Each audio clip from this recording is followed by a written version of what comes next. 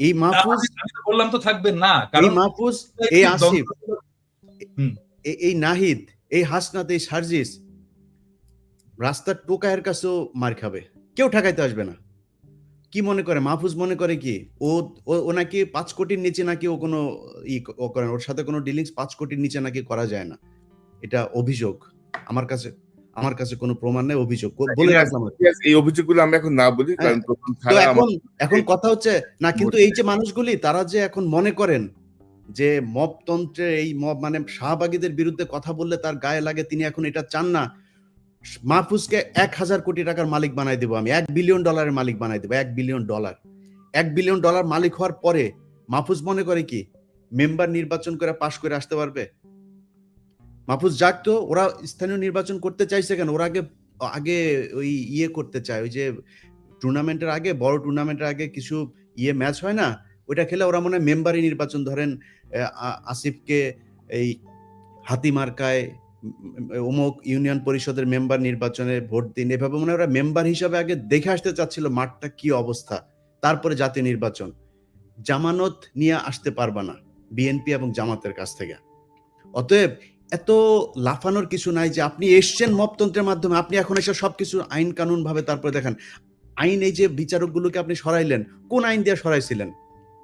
উপদেষ্টা বানাইছিলেন বাংলাদেশের সংবিধানে ছিল, আপনি বসাইলেন কেন? আপনারা যেভাবে উপদেষ্টা হয়েছেন এটা কোন আইনে ছিল? এখন বিডিআর এর মামলার সময় আপনি আইন দেখান, এখন উদিচির মামলার সময় আপনি আইন দেখান, 21শে আগস্টের মামলার সময় আপনি আইন দেখান, ওই ফেনীতে যেই বনোজ কুমার আর ব্যারিস্টার সুমনরা যেটা করে গিয়েছে সেই 16 জন মানুষ এখন পর্যন্ত তারা কেন কন্ডেম সেলে আছে? আপনি করতে পারেন নাই, সময় পান নাই। শামা ওবায়দের সাথে অন্ধকারে সিনেমা হলে চিপাই গিয়া বসে সিনেমা দেখার সময় পান, এই কাজ করার সময় পান না। এটার জবাব বাংলাদেশের মানুষের কাছে। আমি বলেছি যে 5 বছর, 10 বছর, 20 বছর, যত বছর প্রয়োজন হয় থাকুক তারা। আমরা তো বিএনপির কাছ থেকে বেশি সুবিধা নিতে পারতাম, তাই না? আমরা সেটা করিনি, আমরা বলেছি এরা থাকুক। বরং বিএনপি অনেক ক্ষেত্রে এই বাংলাদেশের সবচেয়ে, এই যে 3 জন লোক এখন বসে কথা বলছে এখানে, এই 2-3টা লোক এখন বিএনপির সবচেয়ে বড় শত্রু। কার জন্য হয়েছে? আমরা বাংলাদেশের মানুষের জন্য, এই ছাত্রদের জন্য। তারা গোনাই ধরে না, মনে হয়েছে যে এইভাবে এসে তারপরে কয়েক বিলিয়ন টাকা কামায় তারপরে মনে হয় তারা বাংলাদেশে আবার ক্ষমতায় আসবে। এত সহজ? আপনার মতো এরকম কয়েক বিলিয়ন ডলারের মালিক বাংলাদেশে বিএনপির অনেক নেতা আছে, নাম ধরে বলতে পারি, তারা আওয়ামী লীগের সময়ই কামাইতো। আপনি কি মনে করেন নাকি আজকে এই বিতর্কে আর গেলাম না, তারা কামাইতে পারতো, কিন্তু তারা কিন্তু টাকা দিয়ে আপনি বাংলাদেশে রাজনীতি করতে পারবেন, আপনার চাইতে বহু টাকাওয়ালা লোক বসে আছে বাংলাদেশে। আমি একটা জিনিস, সরি ইলিয়াস, আমি ইন্টারাপ্ট করার জন্য, যে জিনিসটা আমি আমার সকালবেলা দেখে খুবই মেজাজ খারাপ হয়েছে। নাসিরউদ্দিন পাটোয়ারি জাতীয় নাগরিক পার্টির একজন খুবই গুরুত্বপূর্ণ নেতা, সে আজকে একটা স্ট্যাটাস দিচ্ছে, মানে আমার দেখছেন, কেউ দেখছেন এটা স্ট্যাটাস? ইলিয়াস দেখছো? আমি খেয়াল করিনি। সেই স্ট্যাটাসে সে বলতেছে জিয়াউর রহমান লুটেরা। মানে কি ধৃষ্টতা! মানে এই ছেলের তো রাজনীতি করার কোনো অধিকারই নাই, রাইটই নাই, কোনো রাজনীতি করার বিন্দু মাত্র তার পলিটিক্যাল ট্রেনিং নাই। মানে সে জিয়াউর রহমান ক্যারেক্টারকেও বোঝেনি, জিয়াউর রহমানের রাজনীতিকেও বোঝেনি, জিয়াউর রহমানের কন্ট্রিবিউশনকেও বোঝেনি, এবং জিয়াউর রহমান বাংলাদেশের জন্য কি সেটাও বোঝেনি। সে বলে দিল লুটেরা। এত বড় ধৃষ্টতা! আশ্চর্য ব্যাপার। মানে একটা রাজনীতিতে, মানে আমি বলবো যে এই সময়টা, এই যে ওয়াকারের এই ইস্যুটা নিয়ে একটা কিন্তু মোরাললেস জাতীয় ঐক্যের একটা অবস্থা সৃষ্টি হয়েছে। কারণ তারপরে বিএনপির মিডিয়া সেলের পোস্টগুলো দেখেন, পোস্টগুলো আমরা যদি দেখি তাহলে দেখবো সে সালাউদ্দিন সাহেবের 5ই ফেব্রুয়ারির একটা মন্তব্য দিচ্ছে যে আমরা আওয়ামী লীগের বিচার চাই, আওয়ামী লীগের বিচারের মাধ্যমে, হ্যাঁ। তারপরে যতগুলো মিডিয়া সেলের পোস্ট সব প্রো পিপল, আমরা যা চাই সেইখানে। আর সেইখানে নাসির পাটোয়ারি যে জিয়াউর রহমানকে লুটেরা বল। আরে বেটা, কি বলবো, 2 দিনের পোলা। যখন রাজনীতি মানে কি আসলে এটাই বোঝেনি। রাজনীতি মানে তো ফ্রেন্ডশিপ তৈরি করা, বন্ধুত্ব তৈরি করা। তুমি বন্ধু বানাবা, তুমি যতজনকে পারবা বন্ধু বানাবা, তোমার স্ফিয়ার অফ ইনফ্লুয়েন্স বানাবা। এখন আমরা বলবো যে বিএনপি, আমরা যেটা চাই সেই জায়গায় বিএনপি আসছে, স্বাগতম, আসেন আমরা একসাথে কাজ করি। এই আওয়ামী লীগকে আপনারাও চান না, আমরাও চান না। আপনি চান বিচার, আমাদের হয়তো সামান্য কিছু আছে, তফাৎ আছে, কিন্তু আসেন আমরা বসে আমরা একসাথে কাজ করি। এবং এই সময়টা আসলে আমাদের তৈরি করা উচিত যে আমরা যতগুলো রাজনৈতিক দল আছে, আমাদের যত মত আছে, অ্যান্টি ফ্যাসিস্ট মত আছে, তাদের একসাথে আসার বসার একটা বাস্তব শর্ত তৈরি হয়েছে। আসেন আমরা একসাথে বসি, ডায়ালগ করি, আওয়ামী লীগ প্রশ্নে আমরা একসাথে একটা সিদ্ধান্ত নিই। এবং আমার মনে হয় আমরা বাকি সবাই ইনক্লুডিং বিএনপি আওয়ামী লীগ নিয়ে এখন একটা সিদ্ধান্ত নেওয়ার মতো অবস্থায় আমরা চলে আসছি, এবং দ্যাটস ওয়ান্ডারফুল। আজকে দেখেন 27 নম্বরে ইয়ে হয়েছে, এই যে আওয়ামী লীগ মিছিল করছে এই ইয়ে করে, হ্যাঁ, ঠেকাইছে কারা জানেন? ছাত্র দলের ছেলেরা ঠেকাইছে। আমার তো ছাত্র দলের ছেলেদের এখন স্যালুট দিয়ে বলতে হচ্ছে যে আয় বাবা বুকে আয়, হ্যাঁ, এইটাই তো চাই আমরা, তো এই ছাত্র দল চাই, আমরা তো এই বিএনপি চাই, হ্যাঁ। সো এখন তৈরি হয়েছে একটা অভূতপূর্ব একটা জাতীয় ঐক্যের প্রেক্ষাপট, যেই জাতীয় ঐক্যের উপরে দাঁড়ায় আমরা পরবর্তী জায়গায় যাইতে পারি। আর নাসিরউদ্দিন পাটোয়ারি এখানে বলে দিল, আমার মনে হয় নাসিরউদ্দিন পাটোয়ারির শুধু, আমি জানি না কি অবস্থা, ওর ক্ষমা চাওয়া উচিত, জাতির কাছে ক্ষমা চাওয়া উচিত জিয়াউর রহমান সম্পর্কে দৃশ্যতাপূর্ণ মন্তব্য করার জন্য। এবং আমি এটা খুবই পার্সোনালি নিছি, ইউ অল নো যে আমি ব্যক্তিগতভাবে, শুধু পলিটিক্যালি না, ব্যক্তিগতভাবেও আমি জিয়াউর রহমান চরিত্রটাকে অ্যাজ পলিটিক্যাল লিডার, বাংলাদেশের একজন আইকন হিসেবে আমি কতটুকু রেসপেক্ট করি। এবং এই জায়গায় আমি জানি না নতুন জেনারেশনের কথা, আমাদের জেনারেশন থেকে কোনোদিন মেনে নেবে না, কোনোদিন, নেভার এভার।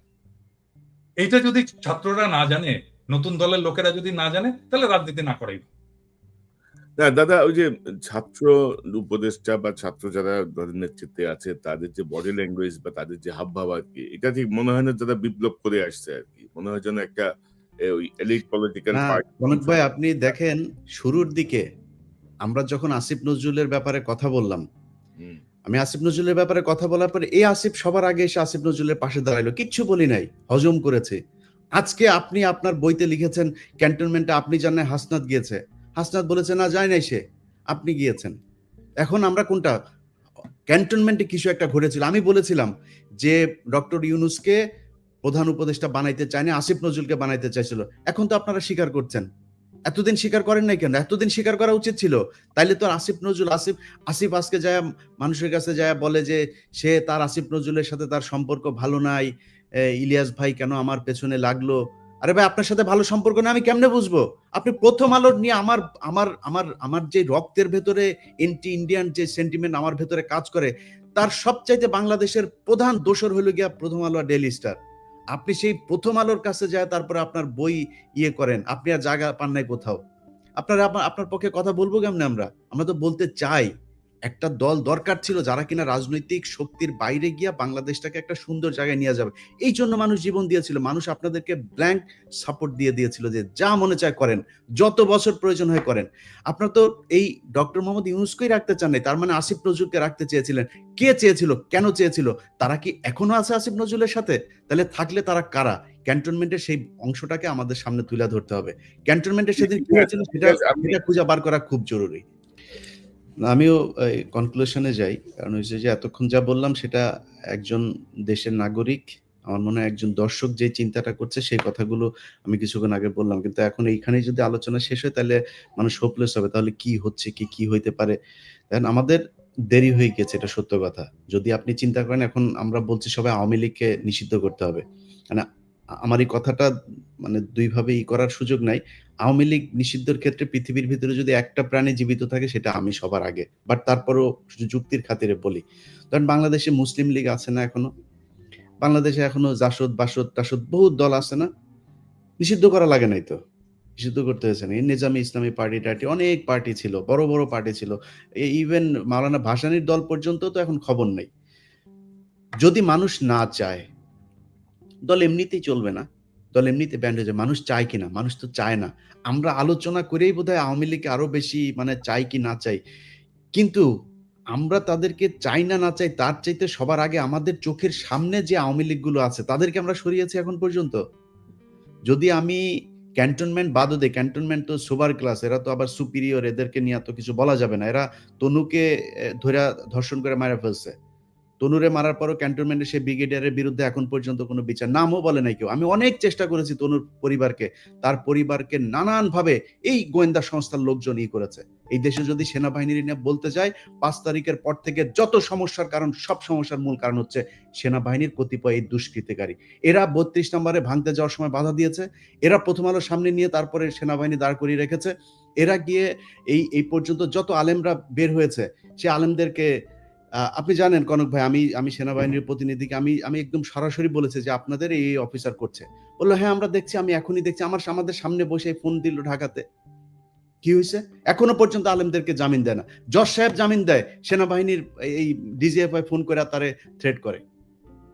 এই জন্য সেনাবাহিনী, এই জন্য আমাদের দেশে সেনাবাহিনী নাকি? তো এটা করছে সেনাবাহিনী এখন পর্যন্ত। আওয়ামী লীগ যদি নাকি আপনি ছাত্ররা, আমি আপনাদের অনেক কমপ্লেন করলাম, এখনো পর্যন্ত আপনাদের সুযোগ দিচ্ছে। আগেই বলেছে খুব বেশি দিন সময় নাই। এই ছাত্রদল, ছাত্র শিবির যাদেরকে আপনারা এখন তুচ্ছ তাচ্ছিল্য করে কিছুই নিজেদেরকে বিশাল আকারে সাম্রাজ্যের মালিক মনে করেন, এই ছাত্রদল, ছাত্র শিবিরের কারণেই 5 তারিখের ঘটনা ঘটানো সম্ভব হয়েছে। আপনাদের পক্ষে করা সম্ভব হইতো না এককভাবে, এটা মনে রাখেন। তাদেরকে নিয়ে ছাত্রদল, ছাত্র শিবির মারামারি করবে, টেন্ডারবাজি করবে, অনেক কিছু করতে পারে। তাদের ব্যাপারে কথা বলতে গেলে খুব সাবধানে কথা বলেন। যারাই 15 বছর অন্তত সরকারের সাথে হাত মেলায় নেয় তাদের ব্যাপারে।